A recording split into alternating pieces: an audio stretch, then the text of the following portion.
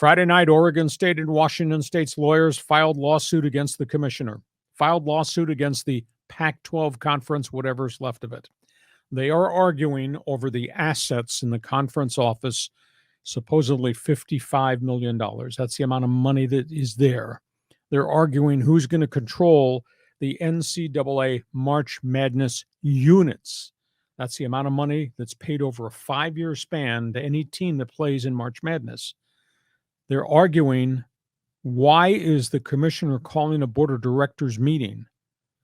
The 10 schools that left lose their board of directors seat immediately. USC, UCLA has not been part of the decision-making process since they left a year ago. Oregon State, Washington State want to know why the hell the commissioner is calling an emergency meeting to talk about the assets and the bank accounts. And why would you include the 8 latest schools that vacated? Mm-hmm.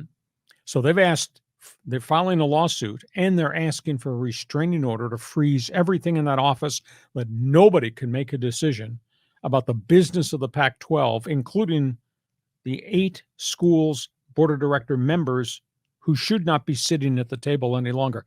This is really deep. This is complicated. This is messy. We'll see if the restraining order gets issued by Wednesday of this week, and then we'll see then where this lawsuit goes. $55 million in all the March Madness units. That's a lot of money. Now, SC or UCLA, who go to the NCAA tournament, say, we earned those units. Mm-hmm. We should be allowed to continue to collect the units that we earned, even though we're going to the Big Ten or to the Big 12 conference. But that's the structure of what's being argued about now. I knew this was coming. We talked about it weeks ago. Yeah.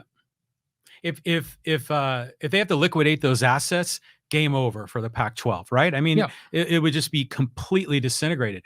But we were talking about a similar argument when the Aztecs were supposedly leaving the Mountain West and maybe going to the Pac-12, and they had earned NCAA tournament credits for years down the road.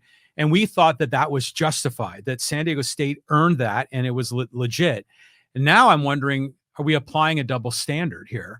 And does UCLA and USC and all those guys, do they deserve it as well? You can make a very fair argument. I buy your theory that the Aztecs earned it, that 5-year group of payments, so they should be allowed to keep that money. And I think the same unit situation exists with UCLA basketball, etc. Mm-hmm.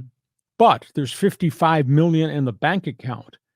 I don't know that the schools that defected have any right to say, we want our share of that $55 million that's gone into the league coffers from past TV contracts. Yeah. So there's a couple different arguing points there. So that's the latest on the Pac-12. We'll continue to keep you updated.